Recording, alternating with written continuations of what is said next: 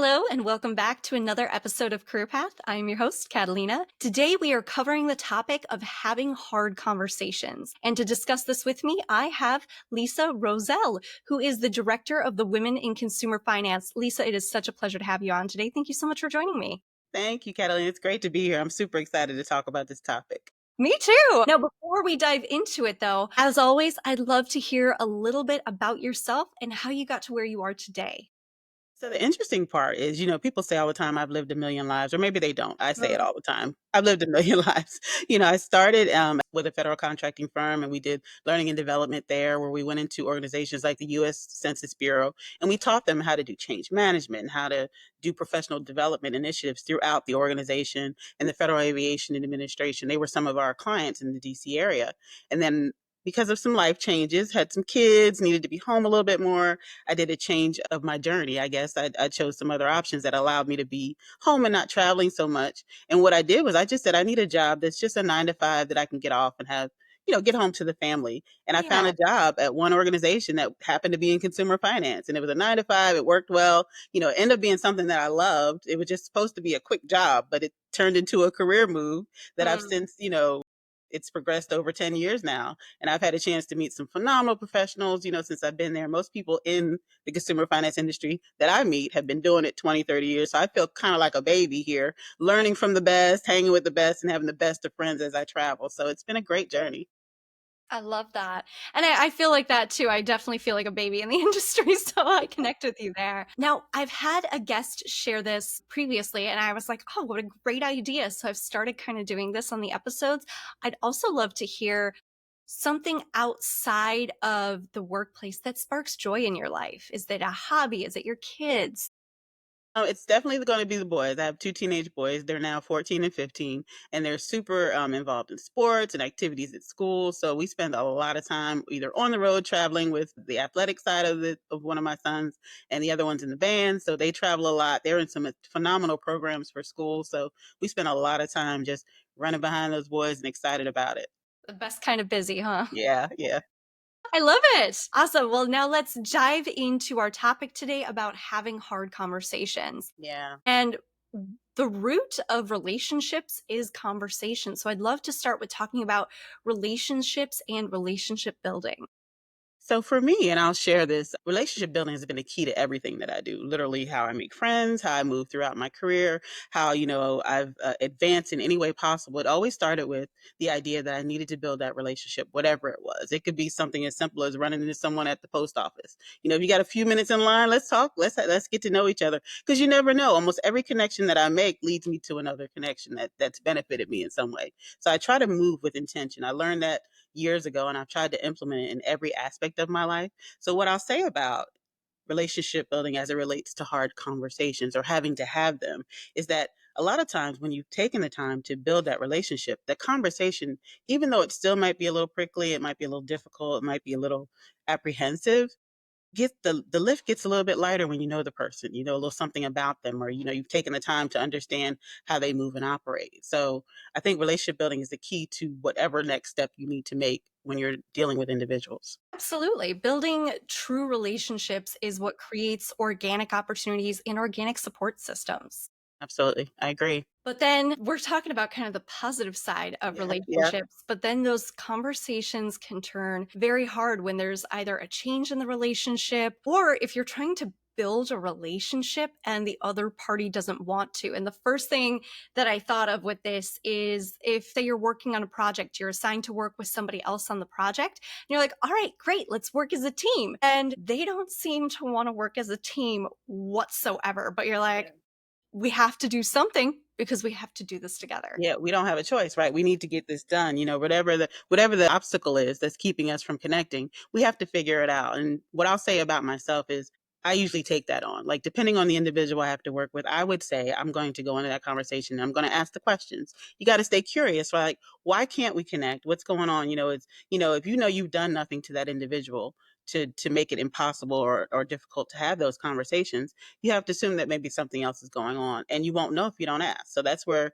the transparency comes in. You can say, hey, it feels like we're having a hard time connecting or aligning here. Tell me what's going on. What are you experiencing, or what's happening? Why isn't this connection happening for us? And you can ask that hard conversation and figure out how to get to the other side of it, because you have to be able to build that relationship and get beyond that, because this can't be the boundary that keeps us from getting the work done, right? So you Yeah. sit down with that person, you talk it out, and try your best to build from there. I agree. And there's also such a power, you had mentioned it, in listening to another person and truly trying to take their perspective, because there could be something deep going on that has nothing to do with you whatsoever, but the more you understand them and where they're coming from and can connect with them on that level, the better it is to build that relationship. And now can we talk a little bit about like the changing relationship? So say you have a really positive relationship with a coworker and then they get a promotion and now they're boss man or boss lady. Yeah, The yeah. dynamic has completely shifted. And what happens is, a lot of times, whether it's a change within in the organization or a change outside, like for myself, I transition outside of the industry per se. I'm still consumer finance, but I'm not actually in a organization that does that kind of work. I'm working, with those individuals. So there's been a shift for me. So a lot of times you may have to redefine that relationship by just, figuring out what it looks like now. Or if you're in a situation where, you were working with some peers and now you're promoted, they're still ideally your friends, but that friendship may have to look different. So you have to be open to have those conversations, be open to see what those feelings look like around the shift and change, because people may be reacting to the person they think you're going to be as a result of this change, and maybe haven't given you a chance to show who you are yet, but understanding that, it's coming from a good place. They're just uncertain. So they're waiting to see, and you go into it with positive intent, saying, I'm going to show up the best person I know how. I'm going to stay curious. I'm going to stay open, and I'm going to pay attention. That's the hard part. And for me, what I try to do is I spend a lot of time people watching. Like I watch, in meetings, I watch in, when I go places, I pay attention to how people respond to certain things. So if I know an individual and I've taken the time to be intentional about knowing that individual, I might have a little bit of insight about what works with the best way to communicate with them and to build that relationship to wherever we're trying to go, whether it be a better work relationship, a better friendship, whatever we're building. If I've taken the time to kind of figure out who that person is, I know that now that I'm in my new role, they may be feeling a little angst and anxiety because they're not sure where our relationship lies. I can get ahead of that. And rather than meet you there, I can beat you there, because I already know there might be a little bit of anxiety around what's to come, the uncertainties of what our new relationship is going to look like. So Mhm. why wouldn't I just address that head on? Why wouldn't I say, look, I know we've been friends for years, now I'm in this new role, here's what you can expect from me. Here are the things that you can still expect from me, because hopefully I've built a foundation where they'd find some comfort in what we've already built together, and the shift in the role wouldn't change that too much.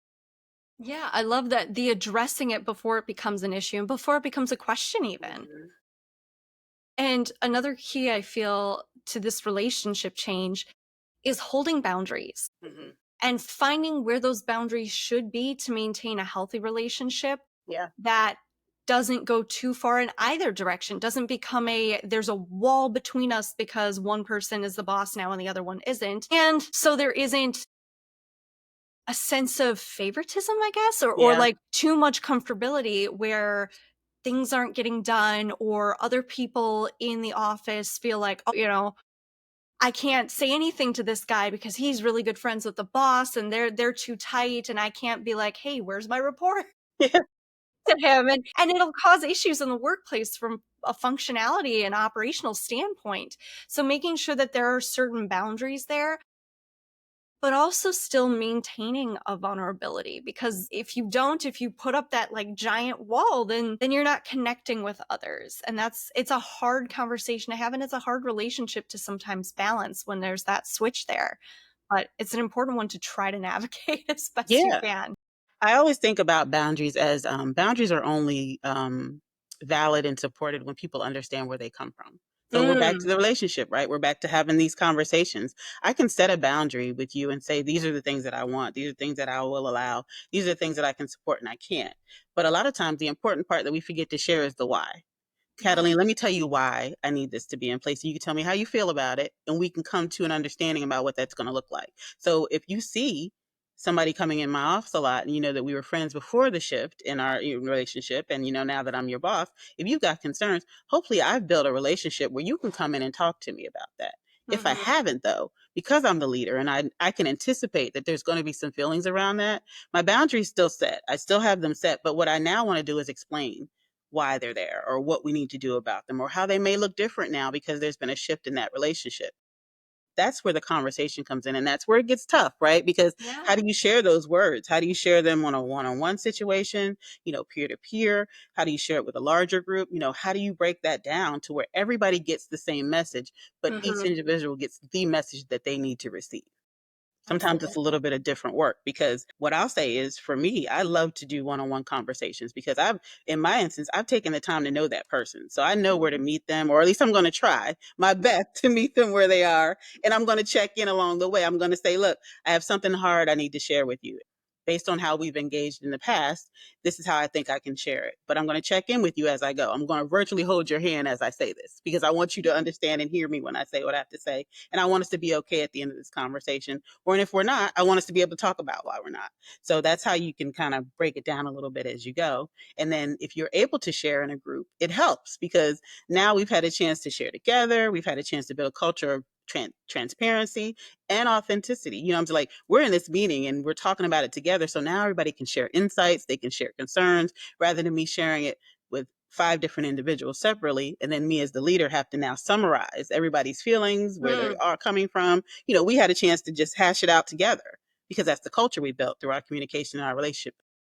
Yeah, the why is key. And another area where that is definitely, definitely a key piece is in any feedback, critique, or even discipline. So, something I've learned with my own team too is if you say, hey guys, this was wrong, you can't do this, and they just feel like you're coming at them from a place of negativity or a place Yeah. of like, they're just like, oh my gosh, I did something wrong. What did I do? You have to explain why. Yeah. Because in these scenarios, whether it's feedback, critique, or discipline, you're always trying to get to a place of learning and change at the end. That's always the goal. So, all right, we messed up here. What did we do wrong and how can we make sure it doesn't happen again? That's always where we're trying to get to. And the key to that is explaining why. Right. So in a recent instance, something was put out that wasn't supposed to be put out, procedure wasn't followed, and I had to sit down and go, hey, this is why we kind of freaked out when it came out, because this could be a bigger issue because of A, B, C. This could be something really detrimental to our company. This could affect all of us. So this is why it's very important. And then they all went, okay, Yeah. now they have this deeper understanding. And from the deeper understanding, when I approach them with, all right, how are we going to make sure this never happens again? They're invested in it too. It's not just me saying, okay, we can't do this again. This is how we're not going to do it again. I gave them the why, which gives them also kind of that fire under them to be like, all right, I want to solve this issue. I really want to get to this resolution as well. And it helps everybody stay on the same team by understanding the why, by getting to the root of all of the problems. Yeah. It's a great thing to also, like you said, approach with the curiosity and find out why from others. So when you are getting the feedback and critique for others, I've also tried to approach my team with being like, all right, this is weird. This is either not what we were going for, or I don't understand why you did this. I come at it with okay, how'd you get to this design? Or how did we get to this point? Because they may have actually thought something or interpreted something totally differently from me. And it's actually not bad or not wrong, or they got misinformation. So coming at it again from that place of curiosity, using that why, in this case, just to understand the person and their thought process and how they got to where they are. Yeah, and I think what's key in what you're sharing, Catalina, is the check-in. That's the part sometimes we miss. Like, this is what I think I said. Tell me what you thought you heard. Make sure that we're aligned. Love You know what it. I'm saying? Because I may have thought I had one conversation and you're thinking we had a whole different conversation. That's why we didn't land in the same place. So a lot of times, when you're in a role where you're talking to a team, whether you're the leader of the team or you're authorized to have that conversation within a team as a team member, you can say, okay, here's our directive, guys. This is where we're working towards. What's your takeaway? What'd you get from what I just shared? And that way we can, in the room, in the space, in the moment, we can agree that we're all aligned before we all go in our separate directions. And then we come back and now something's happened, Mm, and I'm like, "Ugh." and me as a leader taking accountability for that team. If I'm just leading that team in that project and saying, maybe there was a miscommunication, let me check back in, let me see, what's going on. But the key to what I heard when you were talking was there was a check-in. I'm checking in with you to see the why is me reaching back out to say, let me see what's going on and how can we do things different the next time. Accepting accountability for the fact that as a team, we own this together. It doesn't Mhm. matter that there might have been one misstep along the way. Something else was missed for us to get there. So let's figure that all out so we can be better from whatever happened. Mhm. Whether you're giving the why or you're searching for the why, either way, the why is absolutely key. You have to dig into it either way, because I mean, and that shows, it shows that you care. That's where the compassion piece comes in too, right? I'm being vulnerable in the moment, acknowledging that we missed something as a team, something because there has been a mistake and a misstep, something wasn't aligned.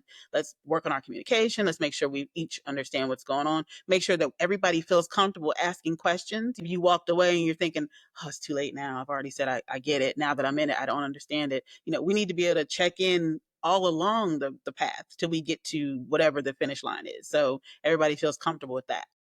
Yeah. It's not just a smile and nod. Don't just smile and nod if you don't understand, if you need more clarification, Yeah. ask for it. There's this old film that my dad loved. It was called like the Ghost and Mr. Chicken or something like that, an old black and white film. Wow. And the main character, who is just this super, super shy guy, tried to get up and do a speech, and he keeps saying, let me clarify this, and just explaining further and further, let me clarify this, let me clarify this. But sometimes, and that's what it makes me think of, but sometimes you need to ask, like, can you clarify this? And or even clarify it yourself. If you're looking at people and you're getting blank stares, Yeah. that's when you need to do the check-in. Yeah. What did you guys hear? And let me clarify this. Let me Right. make sure you guys get what I'm saying, and not just repeating it the same way. Because if it wasn't clear the first time, you need to change the way you're saying it. You need to change the way you're presenting it. Also, growing up, I loved learning about the different ways that people learn and retain information. I have a friend that could watch a video and at the end she's like, I just, it doesn't sink in. But if you gave her a sheet of paper with the transcript and she read it, she would remember it for the rest of her life. She could tell you what was on every page of every book she ever read, but other ways of learning just doesn't click for her. For me, Yeah. I'm very visual. It's like you can tell me how to do it and I'm like, what? But you show it to me once and I'm like, got it. So that's another important thing is when you do that check-in, and it didn't land and you need to clarify it, maybe there's a different way you need to approach it. Maybe it's showing them, it's a demonstration, it's writing something down, just and trying to figure out, like you said, by knowing the person, which one is going to be best for each person, each individual. Yeah, I was gonna say that. Just you got to figure out, you got to redefine and then reconnect. Figure out like you said, some people are visual, so they need to see it. Some people, they love to read it, so we need to get it in writing. Some people are auditory, they need to hear it. I heard her say, and that's when you do the check-in. What did you hear me say? Because I know you're auditory. So what did you hear me say? That way we're good, and we're all aligned as we leave that space. But meeting people where they are and checking in throughout the conversation will help. Because we're talking about having the hard conversations. So I know that if I have something hard or difficult or potentially heavy that I need to share, hopefully I've done the homework and I've been able to understand the person well enough to say, whether it's something simple, like I might have a co-working situation where I've got one coworker who keeps making this small little mistake. And I'm like, oh, I should probably tell her that. You should. When you see it, you should say it in the moment, but be intentional about how you share, thinking about how they receive information well. If you're not sure, ask. Look, I have something I need to share with you, and I'm not sure exactly how to tell you. So tell me what works for you. Can we step away? Do you want to hear it at this end of the Mhm. business day? You want to get it out of the way now. It's not super heavy, but it is something I want to tell you about because I think it's important to your growth or whatever you're trying to do. So I think you have to figure out for that person and for yourself the best way to share so you can get past it and move on. Absolutely. So we've talked a little bit about like handling feedback, critique. Have you ever had a situation where you had to deal with conflict resolution and how did you approach that? So sure, yeah, several times actually. Well, But the best way I found, again, I'll go back to relationships, is the harder the conversation, the more time you have to take in preparing for it, I think. In a situation where I wasn't sure how to move forward and I wasn't sure the best way to share, because in this particular situation, I didn't know the individual that well, but we did work together and we had to get through something and we needed to get past a situation that was tenuous at best, but we had to work through it. There wasn't, and I just had to have a sit down. I requested some time to sit down and have a conversation. I was very transparent about how uncomfortable I was having to have this conversation and why. And I had just misjudged the entire situation. The way the Mm. individual showed up to me was not even who they were. It was just how they were showing up because of some outside influences that were going on with them. So they were showing up in meetings one way. The key is never to take it personal. If you know you've done nothing wrong, you should feel that way in the conversation. But the key for me was in having that conversation was just being really, really real in the moment. This is my challenge. I don't know why we can't get past this. I don't know why every time I say something, it feels like you don't want to talk to me. Have I done something to make you feel that way? And they appreciate it. They were uncomfortable too, because a lot of people don't deal well with direct conflict, but Mhm. sometimes you just have to put it out there if you can, make sure you make sure you do it intentionally by saying, you pull them away. You don't want to do it in front of a crowd. You want to make sure it's just the two of you one on one. You want to set the stage for an optimal conversation, but you want to be able to address it if you can. And some people may not be comfortable doing it, but that's what's worked best for me. Just direct on, curating the meeting space, the time, making sure it's a good time of the day. If you see they have something on their calendar that's pretty big, you might not want to drop this on that day. You might want to, if it can hold, you might want to, pick your times wisely so you can have their full attention, but go into the conversation as transparent, vulnerable, and honest as you can. And then work through it. And we were able to get to the other side of that conflict because of those reasons, and it wasn't even what I thought it was. That's why I said, make sure you ask the person what's really going on so you can understand if it's what you think it is.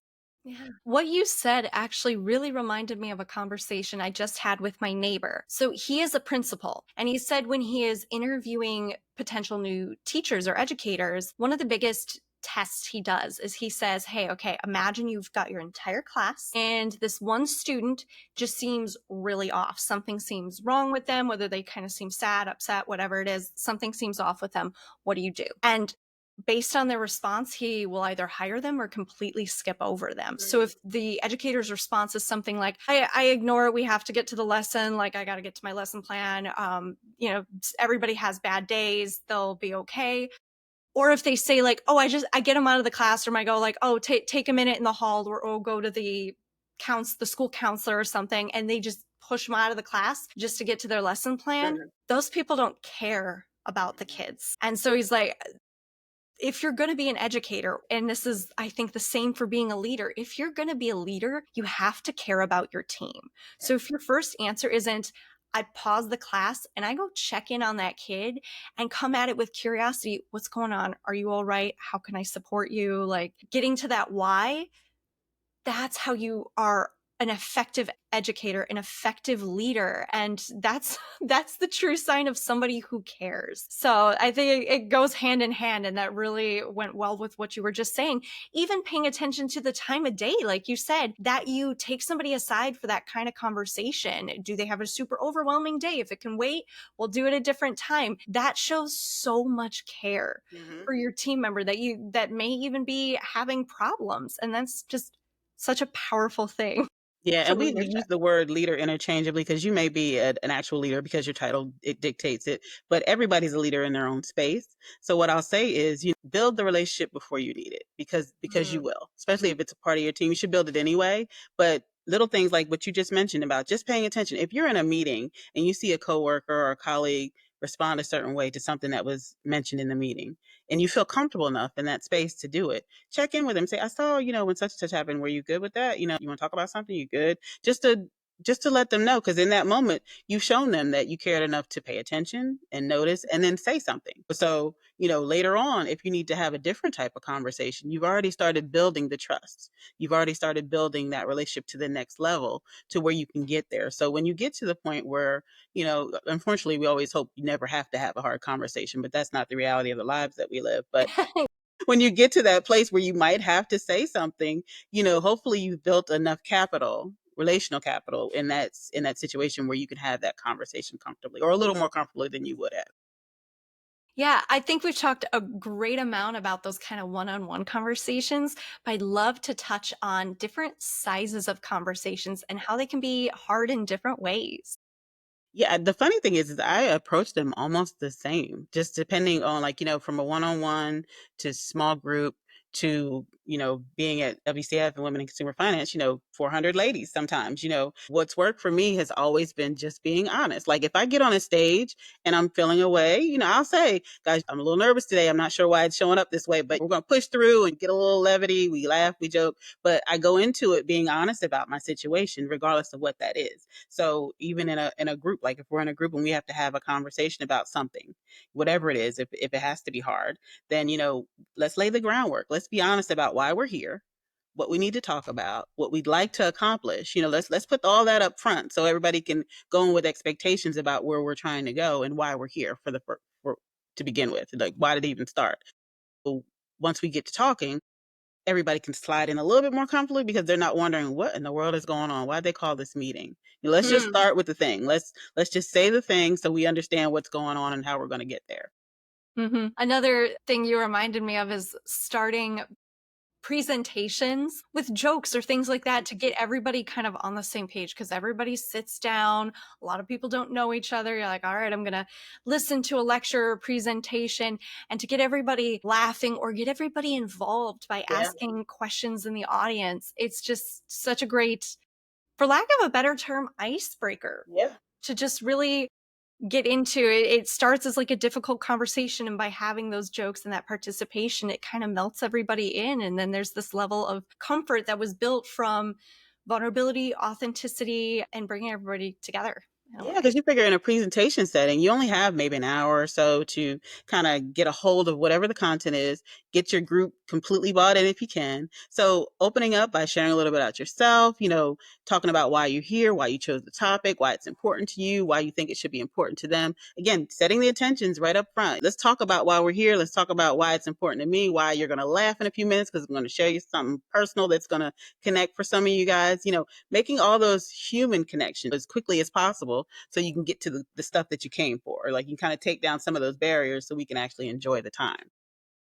So I'd love to touch on one different type of hard conversation that you can have, because I feel like we've covered most of the board right now. But what about the hard conversations with yourself? So here's the thing. I am the queen of self-talk. Like even today, here we are with the transparency. I probably talked to myself about an hour before I jumped on this call with you about the things I wanted to share and how I wanted to show up. But what I've learned is that supporting yourself and having positive professional development starts with that conversation. What are you saying to yourself when you do certain things? Are you encouraging yourself? Are you being honest and have self-awareness about what where some of your challenges are, where you can champion for yourself? Those are you have to kind of take a moment and look through that and say, am I doing myself justice? If you're especially if you're putting in the work. Most of us are working so hard to be better people every day. If you're putting in the work and maybe just this one time it didn't show up like you thought it would, reassess, make some changes, be prepared for next time. Because one thing about your professional development, it's like everything else, like a muscle. You got to keep working it. You learn, you build language to support it. Like some of the things that I'm able to say, the words come to me more frequently and easily because I do it a lot. You don't have to think about it as much. But in the beginning, you pause, you think, you figure it out. But as you get more comfortable in that space, you start to do things great. Now, will it be perfect every time? Never. And perfection is not even what we should be shooting for, right? We should just want to be better. I want to be better this time than I was the last time. I want to make sure this conversation goes smoother than the last one went. I want to make sure maybe I don't use those types of words because I know they don't land well and they don't work with who I'm trying to show up as. So let me say this differently next time. So the important part about self-talk to me is that you have to keep it positive. You have to keep it honest. I probably wasn't great here, but let me figure out what I can do better rather than dwelling on the I probably wasn't great here part. Just staying positive for yourself. Yeah. And something I have definitely been trying to work on with myself is you can always be your own worst critic, but then there's also critique. So how do you take that, like your own worst critic, and maybe just turn it into a, what is the word I am thinking of? Oh my goodness. Constructive criticism. That's it. Oh, absolutely, absolutely. Yes. So take that. you're your own worst critic and turn it into constructive criticism or constructive critique where you Yeah. can be working on yourself. Because there's a thing in training where they say, like, what you walk past or accepting within the workplace. So if you see something going wrong and you're not going to bring it up, Yeah. you're accepting it. So you need to make sure to nip that in the bud. But same goes for you. So if you're seeing a behavior in yourself or a pattern in yourself and you don't love it, but you just kind of and It's let it okay. go. Yeah. So sometimes you need to look at yourself and be like, all right, how can I maybe not be my own worst critic? Like, ugh, I'm never getting up to work out. I'm just the worst. Instead of going like that, taking that and going, okay, how could I adjust this? How could I change things? Yeah. And it's a hard mindset shit. It is a hard mindset. I can't say this, Lisa. Mindset shift. I'm there with Yes, you. it is a hard mindset shift, but you can get there, hopefully. I'm not there yet fully, but No, I it's don't think something you any can of us work on. are. I don't think any of us. I mean, I think it's incremental. I think you said it perfectly when you said, I mean, you have to literally take it bit by bit, piece by piece. Like rather than saying, "Oh gosh, I didn't work out today." You can say to yourself, "You know what? I'm going to dedicate 15 minutes. I'm going to do something different. I'm going to move, I'm going to walk, I'm going to stand, I'm going to do something." So, you change it to from saying what you didn't do and why you weren't great to saying, "You know what? I think I can improve that one. Next time I'm going to do this, or next time I'm going to do that." It literally is about changing the language. And just like you mentioned earlier, when you see someone in your organization doing something, and when you see something, you should say something. Like, I can't even imagine me doing something at work or showing up somewhere where people say they care about me and we're invested in each other and we're supposed to support each other. And you've seen me doing this for how long? And you haven't said anything?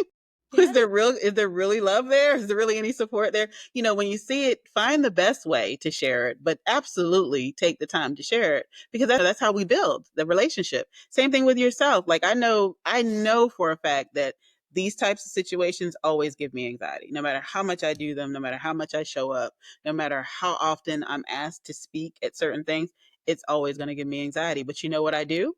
I do more of it because that's the only way to get there. I can't shy away from it and think I'm going to get better at it. You'll get better at it by the doing of it.